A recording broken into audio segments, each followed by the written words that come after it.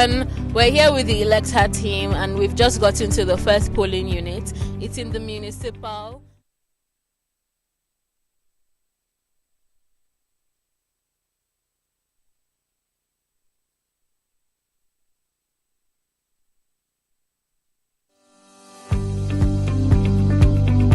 Hello everyone. We're here with the Electher team and we've just got into the first polling unit. It's in the municipal, we'll say ward, specifically in Maitama. Voting has started. Accreditation is going on smoothly. Everything seems to be going on fine. Let's see how the day unfolds as we go to more polling units. Come with us. Bye.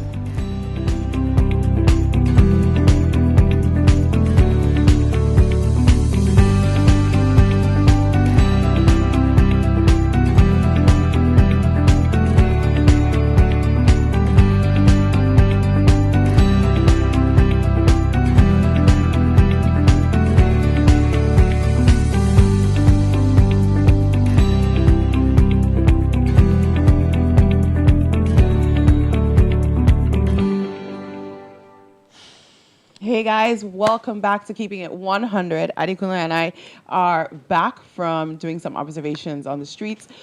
We visited one polling unit and we're able to see how things are going. Today has been, what time is it? It's only 5 o'clock. And when you say the amount of things that have happened today, week is not the word that I used to describe. Everything has changed in the last 24 hours. Everything has changed in the last, since we were here at 11 o'clock. In the last 24 hours, I can confidently say bird is not sounding like bird anymore. So first of all, we want to find out, were you able to vote? Please let us know in the comments. Let us know if you were able to vote and what was your experience like.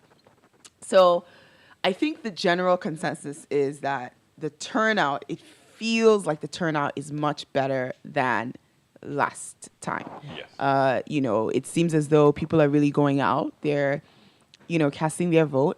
The first thing I do have to say is it feels like there's a huge level of disorganization that's happened. And when I say that, just based on what we saw, INEC had a little bit of difficulty in terms of the logistics of getting the materials to the polling units and being able to make sure that they knew where the polling units are. And that has been a major problem. We saw mainly, even at 11, we mentioned this, and still to when it was 2 o'clock, 3 o'clock, you saw that a lot of the polling units, they had not seen INEC officials. I know that at one of the polling units, Alaba, it was like 2 p.m., and they still had not seen any INEC officials till then. And the real question is, how do we evolve from such bad planning so that people have the right to cast their votes? I'm not sure it's something we might get past in the next few years. I mean, we are all joking about it and we're smiling, but if you really think about it, you have one job in 4 years. Yeah. It's the barest minimum. And then the complaints we are getting is the INEC officials don't know the way to their polling units. That doesn't make any sense. You're saying that you don't have enough materials. You're running out of ink. These are not excuses that would hold water in any court of law. It actually doesn't make any sense. I'm thinking about the things that we've seen on social media, our experience today. And other than the fact that it is a very sad experience, it's actually something that should make everybody angry, but not angry to the point where we take a violent approach to things. But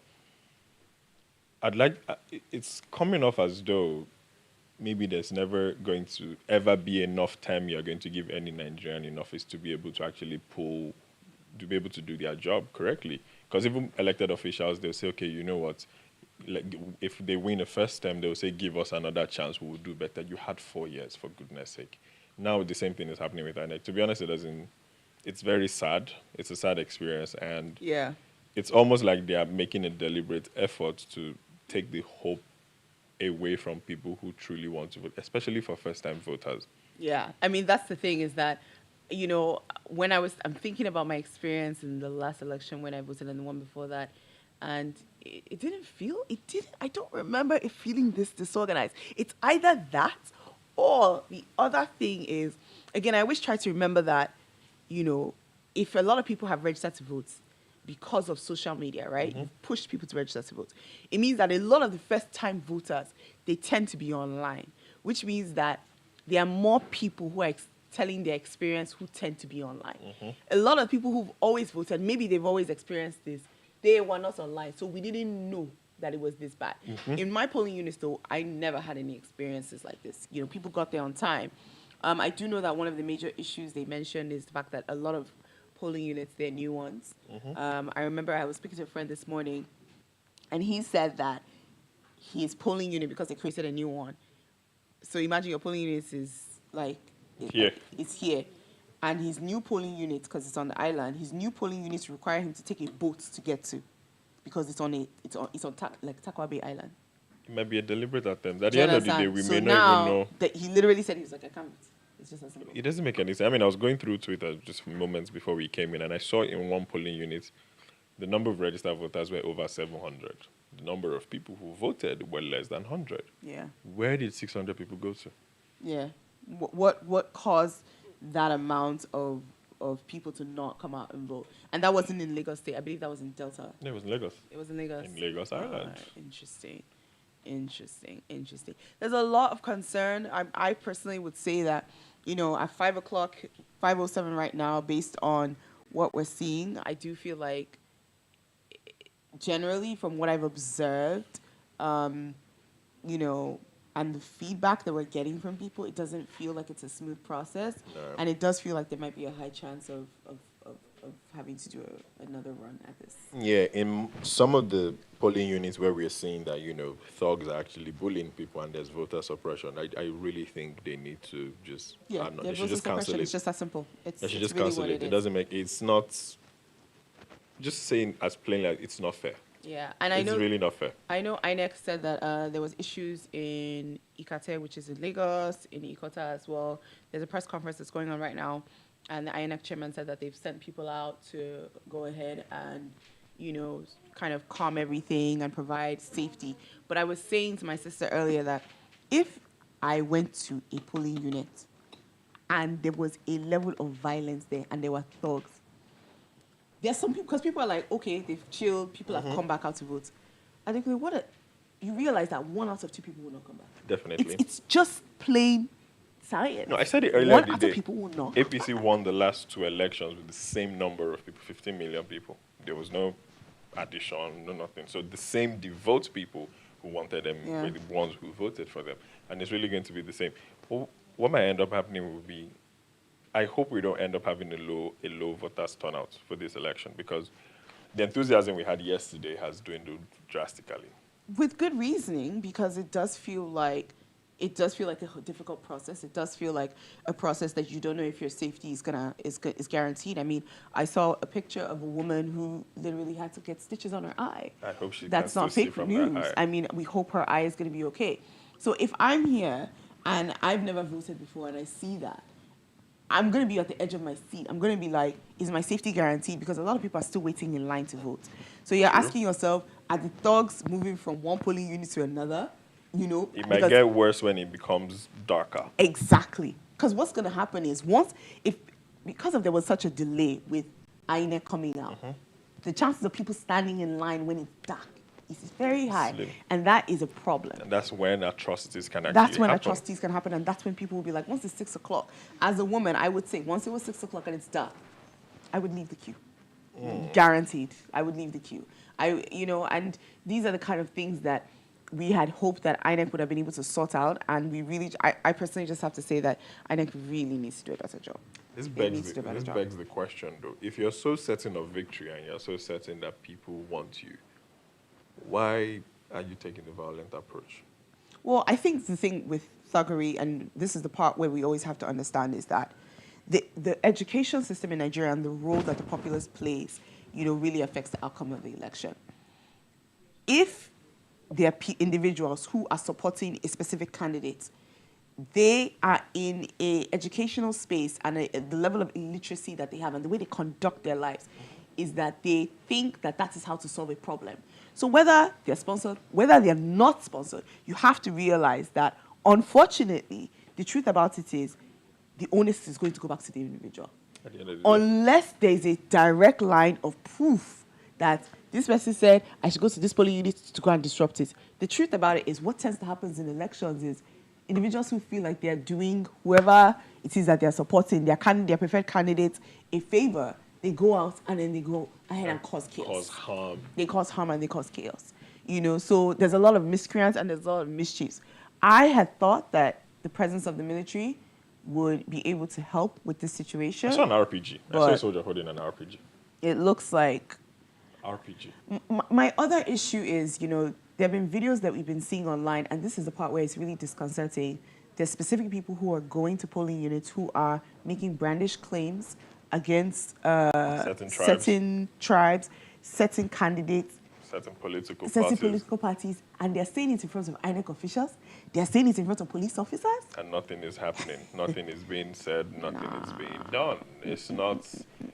To be honest, if this is the templates that we're going to set on the election day, this is not the Nigeria that a lot of us are looking forward to being, to move forward in. And you have to think about it as well. I think Peter Obi has been the only presidential candidate to come out to condemn the election violence so far. But which it does speak volume, because immediately after the election, all the other presidential candidates granted interview. That was almost very quick. Now there's election violence, we can see it, and then all of a sudden they're all silent, nobody's saying anything. Again, I'm going to say to as many people who are yet to vote, who are still standing in line, vote your conscience for. Yeah. At the end of the day, nobody's ever going to tell you who to vote for at this point in time. I think campaigning or saying this is the person you should vote for, don't vote for this person, because at this point it doesn't matter anymore. We can all see clearly how Nigeria is going to fare in the next couple of years, depending on the outcome of the election. Just vote your conscience, and in the next, in the coming months, if people come for you, take it with your chest. Don't hide back. Just be ready to just take the consequences of your actions. Mm-hmm. And I also want to just remind you guys a little bit about the stats and the facts of what we have for the voters in terms of expectations. Results are coming in, and you can visit. I believe Arise is giving results as they're being counted, and Cable NG as well on Twitter. But a few of the facts that we have when it comes to the people that are showing up to the polls, 39.65% are youths who are aged between 18 to 34. 35.75% are middle-aged, and they're of the age of 35 to 49. 18.94% are elderly people, and they are of the age of 50 to 69. And 5.6% are very aged people, 70 and above. When we were at the polling unit that we saw earlier, the elderly man, I was actually going to make. He was so happy to vote. Yes, he was so happy. Yes. Well, I do like the fact that INEC is. When I'm going to say INEC, the INEC officials at certain polling units are giving preference to the elderly just because they don't want them to stress. Unfortunately, they are the smallest group of people in this election. I did see a tweet though. Someone said that at her polling unit, it was very peaceful, but there was actually a bit of chaos because they were arguing about who's a senior citizen and who isn't. Because I think it sounds as if by the time it was time to vote, people were tired and they were waiting, and then they were like, "Why are you giving these people preference?" And it's like, "Well, they're senior citizens." What's going on? What are you talking about? This person is older. You don't get fear. Isn't that bad? But it's been a tough day. I saw a lot of people said it seems as if the average waiting time is about 4 to 6 hours. Yeah. Which again is absolutely crazy to me. But at the same time, I think the information that we are getting is streamlined. Because if we're seeing, most of the feedback that we've gotten is from people who are in Southwest, Lagos specifically. Yeah, but even in the north, you can see the queues in the north. But I mean the bullying, the violence, the whole disruption. It seems like this is happening only in Lagos. Yes, which it's heavy. It doesn't make any sense. It's heavy. Why Lagos? Why is there all the chaos? Why is... Yeah. I don't know. Keep my mouth shut. Definitely. All right, we're going to give you guys some more content from the polls. These are some reaction videos that we collected while we were out on the streets today. Take a look. I don't know what they have been doing inside, but they've not even started voting. So, and they said the official closing time is going to be like 2:30. So are they going to leave by 2:30?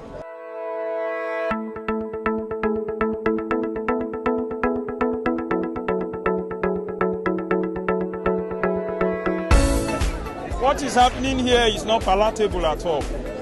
I've been here since 8:30 in the morning. 8:30 in the morning. And INEC officials came here by 3 minutes after 10. Can you tell me if we are going to vote today or not?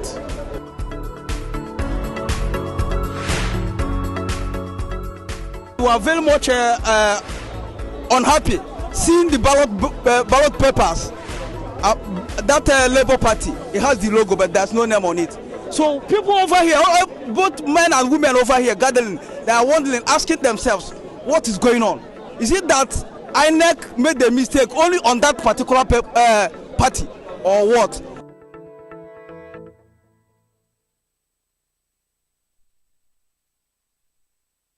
And it's something you've expressed yesterday as well, the way information is being passed across. So the one thing we know for a fact now is that quite a number of people at their polling units have complained about the fact that Labour Party is either omitted or it's just the logo and the name is not there.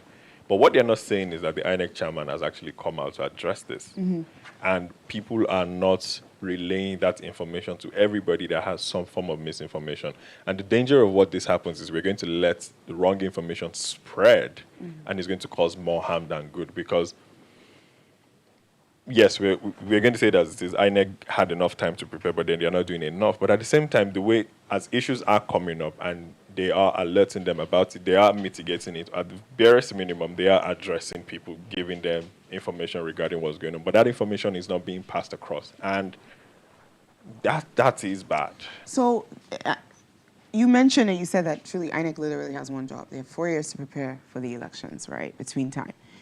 Number one, it's very obvious that if you don't have a candidate that is running in your specific polling unit and they're from a specific party, they're not going to show up on your ballot. That's number one. And I noticed in the video, the second thing, just to show you the power of misinformation and the fact that like the voting populace is so poorly educated about what to expect at the polling units. And I think that responsibility truly does lie in INEC's hand. Mm-hmm. You saw the first woman in the video who said, they said that we're going to stop voting by 2:30. So what happens? Are we not going to be able to cast that vote? That's not accurate information, right? So these are the kind of things that agitate people. So imagine, and I say this because I've experienced the power of groupthink, and I've also experienced the power of how information flies when you're in a queue. You know, I remember there was one time where I think I was doing an audition or something like that, and someone was saying something in the front that, oh, you know, they're only allowing preferred people, like people who've worked in the industry before, to audition. Mm-hmm. And that wasn't the case. They were letting them go in first. But I noticed that people at the back who were at the end of the queue, and I was one of the non-preferred people because I wasn't in the industry then, they were leaving.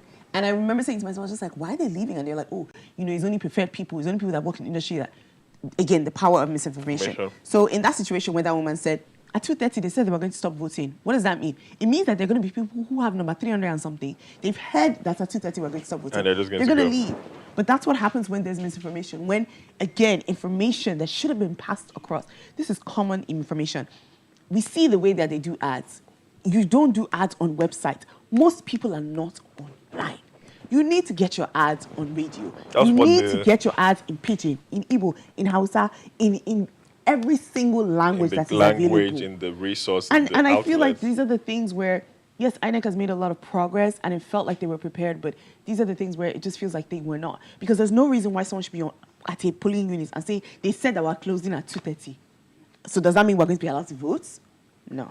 Even when we're speaking to the INEC observer at the polling unit that we went to, he did say something. I think it was the information he gave us that even made us understand. Anybody who gets to the polling unit before 2:30, they would give you a number. But once it's 2:30 and you're just coming, you're most likely not going to get a number again. But that's his own experience from his own observation. I don't think that was the official communication, because as far as I know, there was no official communication. Yes. But the thing about it is what INEC's rule is that you must be in line by 2:30. If you're in line, as long as you get to a line, you're in line before 2:30, right? You're allowed to vote no matter the time. But they use the word accredited. How many people know what accredited means? And they put it on Twitter. Do you understand what I'm saying? Like, how many people on Twitter? The language barrier, the inability to communicate information that is different and very new for so many people in a way that can be understood by an average populace that is mostly illiterate, that is not educated, That is the responsibility of democracy, and that's what democracy needs to do, so that people have equal and fair opportunity to vote. So it's really disappointing. Some politicians have seen the loophole in this, and that's why whenever they are talking about their campaign strategies, they would always tell you politics is local. We're not going to. They say we don't believe in social media. Social media is just noise and everything. We need to do grassroots politics. We're going to meet the people exactly where they are, because they understand that the language that people would communicate to people online is not going to reach the people that actually have the voting number and power. You need to fight. You need to, and to be honest, I don't even think it's rocket science. You want people to vote for you. You have all the data. You have all the information. You spent all the amount of money gathering resources on these people. And the one thing you don't know how to do is how to reach them. So why have you spent time, energy, resources, human power as well, just to waste everybody's time? To be honest, I don't know. And this is, I'm not sure we've had a smooth election run ever. There's always some hiccup somewhere along the line. But I don't know, this one feels like it's a huge. This one is not a hiccup. This is a vomit. Could it be because of our high expectations? No. This is also the first time they're using beavers, right? Yes, they weren't able to use beavers last time, but with the beavers thing, the honest truth about it is they can do face recognition. Like, there are other ways to figure that out. I know that there was one polling unit where beavers was not working at all. So what they decided to do was because you have to also realize that in addition to beavers, they've printed out every single person who is registered at that polling unit two things. Someone on my social media did not have her PVC and she was able to vote. I've heard that they're actually doing that for So apparently, all the thing is to just recognize you. There was also another guy I saw on Twitter who was a twin. Interesting. His twin went ahead of him, so they didn't scan his face anymore. But then... He was able to use his thumb. Okay, but beavers should have registered that there's two versions of them there. But because one had already gone, it already said this person's face has been in the system, so he cancelled it, but then he was able to use his number. So I think maybe because the beavers is also, this is the first time they are using it, there will be issues that would arise. What are the chances that the people operating it even are properly educated on how to use it? Because even ordinary POS, we have attendants that don't know how to use it properly, and POS has been around for a while. So that is something that's, you know, I would like to speak to, but I'll probably speak to it offline because I don't want to finish. I don't care. But I do also want to say that we need to get to the place where there's no more paper ballots. We've seen videos and footage of ballots being snatched, and people coming to tear ballots. Why do we still use that plastic transparency? I think the idea is that it allows for transparency, no pun intended, right? So here I am at a polling unit, because you know after each polling unit is closed, they count it one by one. Right. It's supposed to say, we're counting it together, or see the results. If it is a non-plastic paper thing, the other option is what? Like, you have to remember, if they don't use the paper, what are they going to use? Is it computer? Is there lights? No, I'm asking, is there lights? Where are they going to plug the computer? Like, these are the things that... I'm about to say something that is even going to do you understand? dig us in a deeper. So let's say there's lights. No, let's say there's no light. Yeah. And then we go to generator. What are we going to use to power it? There's no fuel. So let's say there's fuel. There's no cash to buy. Exactly. For the infrastructure that we have, there's literally... We don't have a choice but to use paper ballots. I really want to know how APC is actually... Well, campaign season is over, but I really want to know how they're going to spin this on... The government is not working. The government is bad. We are going to do better because you're literally the same government. When it comes to ballot papers, we actually don't have a choice but to use them. Because of, like what you said, there's no generator, there's no cash. There are layers and layers to it where the paper ballot has to happen because it's the only thing that our infrastructure can allow. But the problem with it is you're seeing burned ballots. You're seeing ballots being torn. You're seeing the plastic box, the containers that ballot boxes being broken. I mean, how is it possible that I, as an individual, can come and grab a box? Do you understand? And fergie. And just go. Run. And run with the ballot. You think that because this happens every election season, INEC, presidency, security, whatever, would actually make proper arrangements to safeguarding the ballot box. But they just, I mean, I saw some people just left the ballot box on the floor. They just used a tape to barricade it. I remember watching one of the US elections and there was a long queue. Unlike us, they don't have so many polling units. They most likely have one within an area, and Yeah. everybody will get there. And there will be a long queue. 'Cause you can drive. Everybody would queue. Yeah. But what will now happen is when you are accredited to vote, you're going to walk a distance to where you are going to vote, and it's just you. So what that would do is, if there's going to be any issue or any election, whatever, before you get to where the ballot is, you will suffer a little bit. But I don't know why we don't do that. I mean, we saw when some of the presidential candidates were voting today, and it was just there. There was a mammoth of people around them, and it seems very sad. If you're going to use, let's say, public school now, for example, you can let everybody stay outside the school. Let the ballot boxes be in one of the classrooms. So when they call your number and it's time for you to vote, you walk into the classroom and it's just you in there. And then you walk back out. Of course, there'll be people in there to watch what you're doing. It seems like these are easy solutions to how to make sure that, elections in Nigeria are slightly easier, more transparent. And you can even have a camera there that's feeding to different what's that thing called? Which Viewing camera? centers. There's no light. Oh, Keep my forgetting God. the fundamental issue. So what? So Nigeria is not going to work? No, Nigeria will work, but I think the greatest point you made there is that we actually need to reduce the amount of polling units we have. It doesn't make any Too many sense. polling units. When you think about the logistical structure and the supply chain required for the amount of polling units, we actually don't have the capacity for it. Because you're right. Why can't there be one school, two schools? Let everybody go there. Let everybody go there. Let people. Let there be enough INEC officials. Let there be enough electoral observers, and then more importantly, each polling unit will have one or two military people that are there. And that's it. All these small. I know during the polling Trump units election, they called in everywhere. National Guard and then they called in state security as well. State troopers, National Guards, everybody. You want to do anything, we'll catch you. Yeah. There are border patrols and everything. I mean, one of the polling units, I saw someone from road safety there. I'm not sure what road safety is doing at the polling unit. Where Was he supposed to be I don't securing it? I don't know. People are literally walking to their polling unit. I don't know what road safety is doing. I'm just... I think another issue, and I understand why we do have the idea of it, is the no movement thing. So usually in other countries, when it's election, it's not a public holiday, number one. Yeah, it's not. Right? And you can move around. So a lot of people, whether you vote or not, it's your business. And because you can move around, that's the reason why they have bigger polling units, right? So it means that I can live 15 minutes away from my polling unit and I can drive there. So what would technically need to happen if they reduce the amount of polling units is definitely there'd have to be movement. Because you'd have to be able to allow people to drive to their polling units. I'm going to shoot all of us in the leg now. We spend hours in traffic on a daily basis, Monday to Saturday, because there's always OMB on Saturday. When there are award shows, we spend hours in traffic trying to park at the event center. During December, when it is dirty and there are concerts, we don't mind spending hours in traffic. We don't even mind being crowded in a small space simply because we want to rave to our favorite artist. Why is it that this one time, when it's election period, we find a way to make what it is that they're trying to do an inconvenience to us? Because to be honest, I don't think if they decide to reduce the number of polling units, because INEC gave the reason, they said they don't want so much crowd in certain places. So we did not complain. I don't think anybody complained. But then they decided to take initiative. Initiative to make the country work, they did not take that one. But when it has to do with mago and making things seem not straightforward, they will take initiative. I don't know. I think the question now is, what would it look like if movement was allowed? Movement is allowed. Well, people are moving around. People are moving around. It's just that the general consensus is that you're not supposed to. But technically, I actually saw that you're actually allowed.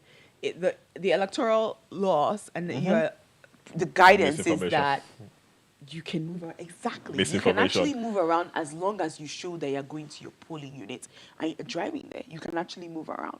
The problem is people believe you cannot, because there was this time where people were using vehicles to do madness, to cause harm. But if police stop you, they identify yourself. Identify yourself. Open your car, open your trunk. Is there any gun? Is there any knife? Is there anything? Is there any ballots that you snatched? No.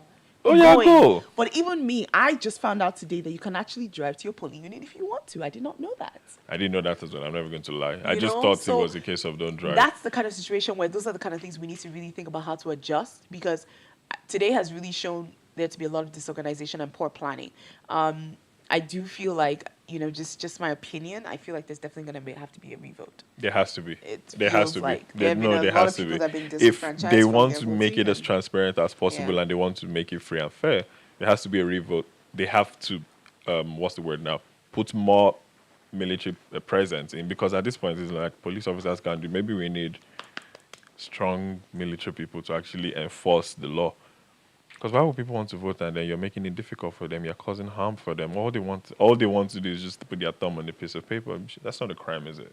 I did see somewhere that they were talking about how, we're going to, if you guys are still in the queue, we're going to show you guys how to cast your vote. There was someone that had mentioned that issue of ink, that, when you fold the paper, if you don't fold it properly, the ink is still wet and it can transfer onto another name or another party line. And there were a few people who, by the time they folded their paper, the ink had transferred, and then those votes became null and void. Why do we use ink and the thumb in the first We place? use it because of our voting, the voting populace. It allows, whether you're illiterate or not, it allows you to vote. Why can't we use it? So let's say this is the ballot paper now, for example, and then everything is there. So still, maybe we can put the marker just to let's say this person has it, but why can't we just use a perforator instead? Again, the voting Adekunle, you need to understand the people that are voting. A perforator, like what? Like a puncher. Yeah, that thing. So let me. What does that now mean? It now means that you need to. It's another level of supplies you need to provide. The one they have, they still. The one That's they what I'm put, saying. they still do not. So you're trying to add what's funny? layers You know what's of funny? chaos. Do you know what's funny? Nah. There's I saw a picture, and I don't know why these politicians or government officials that are supposed to know better are deliberately breaking the law. So I saw a picture of Ojus Okalu. He casted his votes, and he flipped it to show people that this is who he voted for. First of all, that was wrong. Second of all, he voted outside the lines. And that vote is technically It's not definitely valid. invalid, and that's someone that's supposed to know better. Yeah, because the truth about it, I actually saw a few people who have long nails, and you could tell that they were cutting their nails because the Yeah, truth they about needed it to is, vote. when you have long nails, my nails are not long enough to show you, but when you have long nails, normally the way your hand will work is if your nails are past here, let's say my nails were, I don't know if you guys can see this very well, but let's say my nails were here, I won't be able to go down if my nail was here. So you'll find that a lot of people had to cut their nails down to here because if my nail was up to here, imagine my nail is here, I can't press anything. You can't. This is a very So I'm not I'm not even devil's advocate. I'm playing. I'm just doing facts. No, but it's true. Because at the end of the day, like using the thumb, using an ink wet pad and using a thumb, it's the easiest and most straightforward way to help people to vote. It also allows there to be less materials that are being used. But even with the less materials, we saw tweets that people were saying the ink pad Finished. is finished, so people had to go to their houses to go and get ink pad for So them. wait, hold on. I have a question. Oh, and then we saw the I don't know if you remember when we were at the polling unit. We were at a polling unit earlier, and they had mentioned that the ink pad had finished, and they now decided to use something else. Yeah, but then we asked if that was going to be valid, and then the person said if all the observers come together and agree, then I have a question. Before 1999, how were people voting in Nigeria? There was no voting in Nigeria. So it was just okay. So you mean since 1999, it has always been thumbprint on paper? It's always been thumbprint. Okay. That's the way we vote. I don't think we are ready.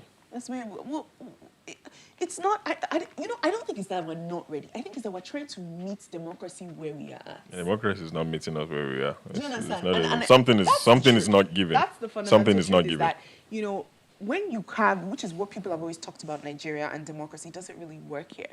Because democracy means that people use their minds to think and vote.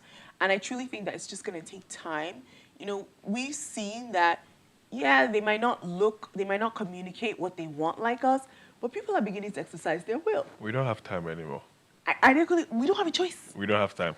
We don't have a choice. I don't know how we're going to do it, but we don't have have a choice. time anymore because the truth is, whoever emerges president in the next few days would govern us for at least 4 years. At least 4 years. At least 4 years. Yes. And Dun, 4 dun. years, the last 4 years is letting us know that the next 4 years is a long time. Yeah.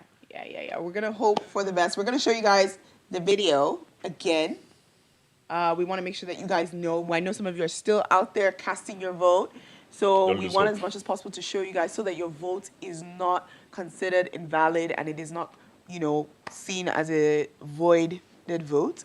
We want to show you guys how you're supposed to cast your vote, because if you do not fold the paper properly, the ink can transfer. If you do not put your thumbprints properly into the square, your vote is not going to be counted as well. So we want to make sure that we let you guys know how to do that. So take a look on how to cast your vote. The voting procedures during an election is brought to you by Channels Television. Remember that you're qualified to vote if you are a registered voter and your name appears on the register of voters at your polling unit. On each election day, polling stations will open for accreditation and voting from 8:30 a.m. to 2:30 p.m. However, voters on the queue before the close of poll at 2:30 p.m. will be accredited and allowed to vote. Voting at the polling unit will be as follows. Step 1. At the polling unit, join the queue. An INEC official will check if you are at the correct polling unit and confirm that the PVC presented belongs to you. Step 2. An INEC official will confirm if your PVC is genuine using the card reader. You will be asked to place your finger on the card reader. Step 3. An INEC official will also confirm you are listed in the voters register. Your name will be ticked and your finger will be inked to confirm that you have voted. If your name is not found, you cannot vote.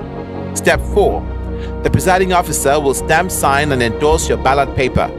You'll be given the ballot paper rolled with the printed side inwards and directed to the voting cubicle. Step 5. Stain your finger with the ink given and mark the box for your preferred candidate or party. Roll the ballot paper in the manner you are given and flatten it. Step 6. Leave the voting cubicle and drop the ballot paper in the ballot box in full view of people at the polling unit. Step 7. Leave the polling unit or wait if you wish to in an orderly and peaceful manner to watch the process up to the declaration of the result. The result of each polling unit shall be pasted at the unit for everyone to see. Vote wisely and avoid vote buying. This announcement is brought to you by Channels Television, a network built on trust.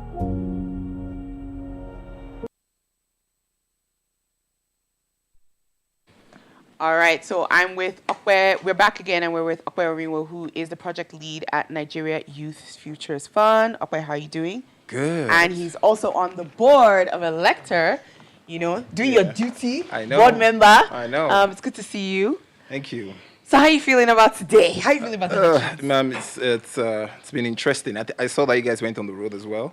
We did some of that, and I'm happy about the turnout. I think it's quite impressive. People are voting, and the significant number of people who are voting for the first time, I think that's really impressive. But generally, I think that, we need to do better as far as planning is concerned. I went to a polling unit that had 4,455 registered voters. It was a chaos, right? Total, absolute chaos. And they had just 2 booths, just one singular that, one on this side, one on that side. And I think about 3 beavers machine. It was total mess, right? And guess what? Just 5 minutes from that place, right, there was another polling unit that had just 13 registered voters. The INEC officials and the policemen were literally just having a good time gisting. So I'm imagining that, with that, do you require any tech intelligence to have seen that data and see that you have 4,000 people here and you have just 13 people here and just break it, like create extra polling units or move people to the other side? So, it really begs to question INEC's processes and the intentionality that went into their planning, despite the confidence that they did try to provide to us as Nigerians to say that, okay, yeah, this is, it's unfortunate. I think that, those numbers that do not put enough confidence, the kind of confidence that you would expect Nigerians to have. Secondly, I did hear about pockets of violence across the country. It's interesting to know that I think about 130 polling units were cancelled in Bayelsa. I think it had to do with, perhaps violence and things around that. So INEC has now come to say, just as I was coming in here, INEC has now come to say that they're going to vote tomorrow. So we already know that we're going to vote late into the night. We know that voting is going to continue up until tomorrow. So we need to start having that conversation. Is when is this election eventually going to be called? Right? So, yeah. So I know, okay, you work with Nigerian youth, and a lot of the work you do is really galvanizing Nigerian youth to be to really engage themselves when it comes to politics, and to be part of the civil process. I want to find out from you, just based on your research, what role do you think Nigerian youth could potentially play in this election? Well, I think it's really about, I think I would say that the role they played already, the role they are playing. We're seeing the concept of politics being local and, party structure being demystified as if it was something that, they couldn't relate, that, Labour Party is not supposed to, That's a perfect yeah, example. Yeah, just giving that example hypothetically, So we're seeing young people demystify the entire process of electioneering, and it has also made, I think it validates the saying that the higher number of people that participate in electioneering makes rigging more difficult. It makes vote buying more difficult. It just makes it really real hard because people are, militant about it. I'm imagining that the place where I saw 4,000, all of the places I went, I looked at it that, who is that person that wants to bring 3,000 or 5,000 to this polling unit and all that? The police will sit down, they won't do anything. The mob, the people themselves will address the situation. So I see young people rising up like they've never done. There is that real belief. One of the concerns that I had going into the election was that I felt that, there was going to be significant disillusionment if the election eventually doesn't go in the way that people want it to go, and the need for young people who are participating to understand politics as a long game, meaning that, even if it doesn't eventually turn out the way we want, we need to know that we need to stay the course, right? So I think it's important that young people, are playing significant role, but just reminding them that the journey does not stop today, right? We're still going to continue to hold the process accountable. Whoever comes in, we're still going to continue to hold them accountable, despite the fact that, I can vote for someone and change my mind about them 6 months down the line if they derail from their manifesto and things like that. So I think that young people, without a doubt, are the game changers. And even if I piggyback to the INEC data from July 2021 to June 2022, about 9.5 million new voters. And about over 7 million of that 9 million were first-time voters, young people, students. So that's a weapon, and I think that we are taking our rightful place. Yeah, I'm very hopeful. I feel like, when it comes to a lot of the growth that's happened, I definitely know that social media has played a huge role into it. But what would you say when it comes to the people that are offline? Do you think that they are understanding how important this election is, and what role will the traditional politics where it plays between the two major parties, PDP and APC, how does that play out? How do you, if just giving us some predictions? I think if I try and deconstruct your question, it's around perhaps the role that social media is having with people who are not online, right? So I think one of the things I have witnessed is the fact that, it boils down to socialization. So we have quite a number of people who are, connected globally, they are more informed. But right now we're seeing it rub off. People are interacting across board, or perhaps maybe it's just the fact that people are just tired, and everyone just knows that in the reality of things are bad. Poverty has increased. You don't need to. You are your own data, so you just speak for yourself to know that am I well off for the. So you don't have to campaign much. Right. The reality of the situation is going to tell your situation when it comes down to it, because I think that that's something that. With just what we're seeing, possibly the two major parties didn't consider that. They have been the ruling party for so many years, since 1999. And the truth about it is, you haven't really delivered to the people. And people will, after a while, say, maybe I should try something else. Right. So I think that that's what they were banked. They were not guaranteeing, and they weren't thinking about that. The truth about it is there's going to come a time where people are going to say no, and people are going to feel like, I need to step back and I need to rethink what my other options are. I do think it's going to be interesting to see, like, the fact that you brought up about Bielsa and the voting till tomorrow. I wouldn't be surprised to see if we're still going to have to vote till Monday as well. Right. I can't rule it out as well.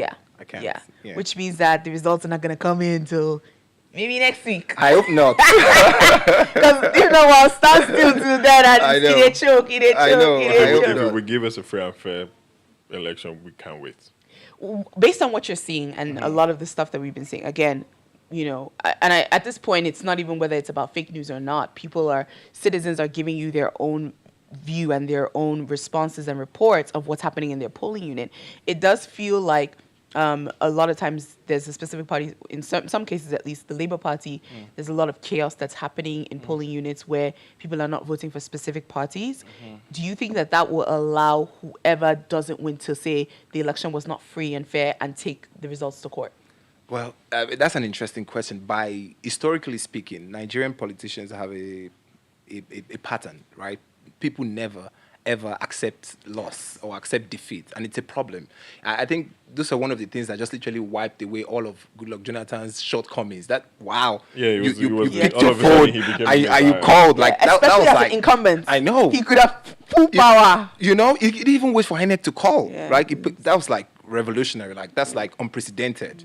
You know, so I think that you know, I look for. I think that already. You know, I was at one of the polling units, and that comes to mind as well. And I knew that there was a Labour Party issue, and we actually did try to intervene, right? The Labour Party agent was at the booth, and she was saying that she was one who observed that our party's name was not on the ballots, and she wanted to go and speak to the people. It was a lot of people. So we're like, oh no, it will not be a good place for you to, because it can come off as campaigning. The other agents as well. If everyone decides to start turning this place to a rally, it'll be a problem. So let's get the INEC official to get on the seat and talk to them and say, okay. So the INEC came and said, okay, don't worry, we won't address them, but once they signify that they want to vote for Labour Party, we'll just tell them. So she said, no, that can't work, because, I mean, how am I going to be sure that you do the right thing, right? No one is supposed to be escorted into it's supposed to be a secret ballot, right? So we eventually agreed and said, okay, stand on a chair, address the people and let them know that this is when you see this box, it doesn't have a Labour Party name on it, and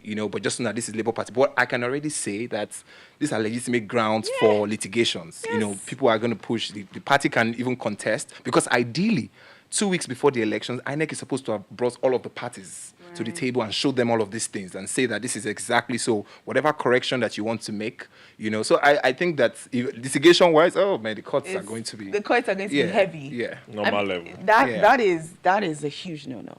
Because at the end of the day, again, there are going to be a lot of people that didn't hear what they said. And they're going to be like, I didn't see, it's no problem, we didn't move. Especially after you've been waiting for 6 hours. I know, now, right? 8 hours. You just want to do your thing and go. Yeah. So I think it's going to be a very interesting next couple of months. We're going to be voting for a long time. I hope it doesn't hold us that long. I'm hoping. Man. Okay, I'm hoping that Monday, Tuesday, perhaps. Monday, Tuesday. Yeah. You think I'm hoping. We would be done with voting, or the results will come out? The results should come out. No. Right now. Well, the INEC chairman did say they are going to release the results at record time. Based on Somebody should please what? tell him we are not in a hurry. You know what will happen is that, so I think that before you can call an election, I know they have numbers. If there's a significant number that is uncounted and has the potential to upturn the elections, of course you have to hold, right? But if you say 300 and margin is already 500,000, so you know that even if anyone takes all of that, for the probability, they do the math, they do the numbers, but the thing about it is, even with that, I understand what you're saying is, even with that, the issue is that, okay, actually that's the truth, because if there's a polling unit where, let's say there was a polling unit and the polling unit only has like 500 people in it, right? It was disrupted. They were not allowed to vote. Again, in the grand scheme of the whole country, it's 500. Even if it was disrupted and they weren't allowed to vote, it cannot sway anything. So you're right. It's going to be based on margins. Yeah. So what you guys are saying is, there's a probability that the outcome of this election will be a landslide victory. No. That I can assure you that that's not going to happen. If it's by landslide. So since that's the case, right. They will have to wait. That's another. They'll have to wait. You're right. What we're saying is that the gaps are not that big. Yeah. The margin, They'll have to wait. I mean, just reading a few of this, and again, these are based on what people have counted, in the polling unit at that moment, and places like Cable NG and Arise, you're seeing that the margins are between like 10 and 5, 10 and 15. Very tight margins between two major people parties. are projecting runoff, actually. I've spoken to people who follow these things very closely, and they're saying that it's likely going to be a runoff election. And even looking at just how dangerous the numbers, how close the numbers, Very close. and it comes from a thought force that nobody saw coming, is really changing the game and changing expectations. So I'm happy for the fourth force, though, because I know for the first time in a while, the northern votes would be divided. Yeah, it would be. No one candidate is going to have. Yeah, we're going to question what that northern bloc is. We're going to see. Yeah, we're going to see where the alliance tell you really they're is. not northerners The anymore. truth about it is, what we're seeing is, a lot of the results that are coming in, they're coming in from the southwest. Yeah. Again, the reason why I suspect is that the northern polling units are huge. So it takes a lot of time to count. We have not seen much results. I've seen 1 or 2 results from there, the north. And some has gone to PDP, some have gone to APC. One has actually gone to Labour Party, which is quite surprising. Well, yeah. And that was in Kano. Yeah, but Sabongari is the even in the palace as well, Labour Party won. Allegedly. I don't know about that. Allegedly, allegedly, that's what they put out on the internet. Yeah. But I mean, at the same time, I know for sure, right, that political dynasties are going to be demystified in these elections, right? Which is People good. would, I mean, I'm hearing that Bob Lagos, quote and unquote, right, lost the polling units right outside of the palace. to be honest, regardless of the outcome of this election, I think the one thing this election will do is going to wake people up. Yes. People, Let's be like, people who 9 months, if it destroys, destructs and shake things up. It was 4 years now. I did see that the presidential villa, one of the polling units, there was 1 vote for APC party. and the rest went to Labour. And the rest was split between Labour and PDP. But there was only 1 voice in the presidential villa. It was just like 64 people, I believe. To be honest, what is going to show that people who have been comfortable with power, people who are comfortable with having their way, would have to realize that things are changing. Yeah. And they cannot keep doing things their way. Yeah, absolutely. And it's for the better for all of us. To be honest, one person cannot just come and sit down somewhere and say, this is how we're going to be known now. It is supposed to be a democracy. The key is that participation. We just woke up and realized that we have the power. But there's a dangerous and sad reality to all of this. If this is a math that keeps me up at night, if every illiterate votes for one candidate, and if every literate votes for one candidate, the illiterates are going to have it. Yeah. Well, I think the thing about it is, it's dangerous, but it's not dangerous in the fact that, people are still going to vote based on what their experiences are. And you have to not discount for the fact that just because someone is not educated doesn't mean that they don't know the difference in right and wrong, right? So, yes, I'm illiterate, but if what I'm experiencing is a suffer life, I can vote for somebody else. You know why you're saying things from this perspective? Do you understand? Because you're educated. No, I'm not saying from a.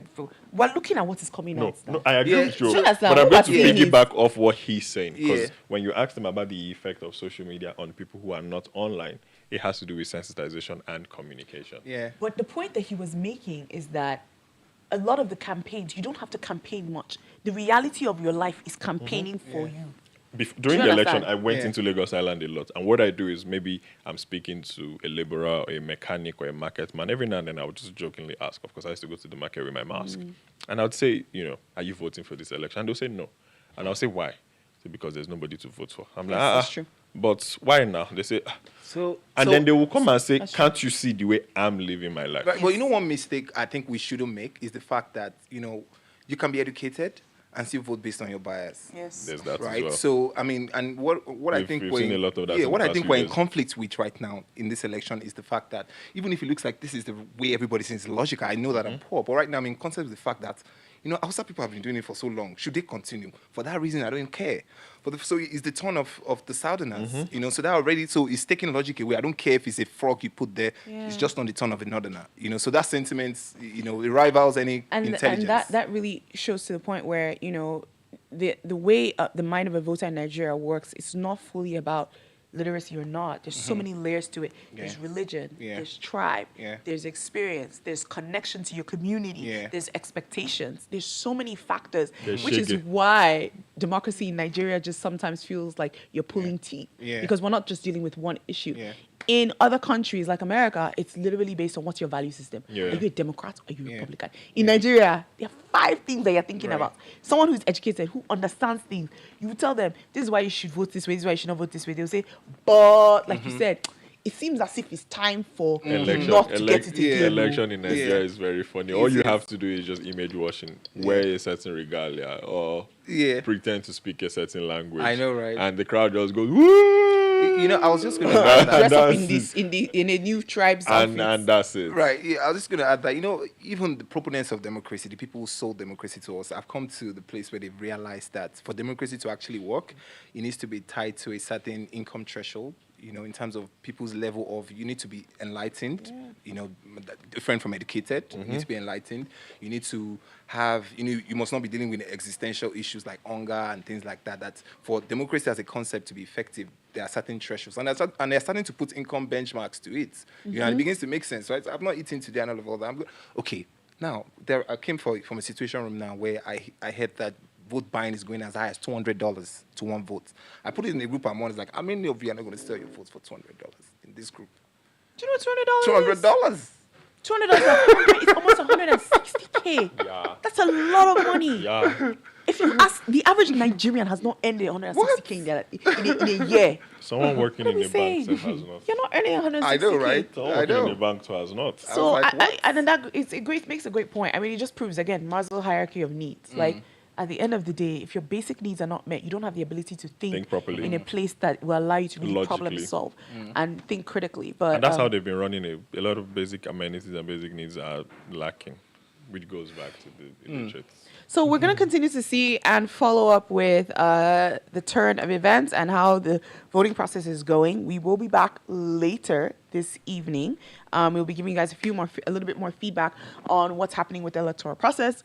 We are keeping our pulse on it. Make sure that you also let us know what's happening by submitting and sharing your experience in the hernalytics.com. It's an app. You can download it or you can visit the website www.hernalytics.com. We want to make sure that we hear from you. Have you been able to vote? Were you able to get your vote casted? Were you disenfranchised? Let us know what happened in your polling unit. Adekunle and I will be back later. Okwe, thank you so much for hanging out with us. I have a question for Okwe before we go. Do you think with the way everything is happening now, at the moment, the outcome of the election is already set? Like, as is, do you think it's already set? Maybe they haven't finished counting. What do you mean all by the votes. outcome? Like the The winner? result, yes. Not at all. It's the most difficult thing to call. I don't think the INEC chairman can call it. No, I'm not saying we know who the winner is, Okay. but I'm saying, do you think maybe, because obviously some people will still vote tomorrow, some people are still voting, do you think at somewhere along the line it might change the outcome of the election? Yes. I think anything can happen. In politics and in electioneering, yes, anything can happen anytime. Right, and guess what? Knowing politicians, they always have plan So they will A, take plan B, advantage plan of C, they will take plan D. advantage of the disadvantage. Yeah. After you spend that much time and resources and sacrifice, my dear, you better. So please, nobody should get their hopes up high yet, regardless of the results that we are seeing on the internet. Nothing is confirmed until INEC does announce it, because we have a tendency, or we have a pattern of Running ahead of our feet. know the actual result, but then what's announced is going to be different from what everybody can see, and there's almost hardly anything we can do. So, And one of them can just call the other and congratulate. do you understand? All right, we'll see you guys later. Thank you for joining us. All right, bye, guys. Well done, guys. Nice one.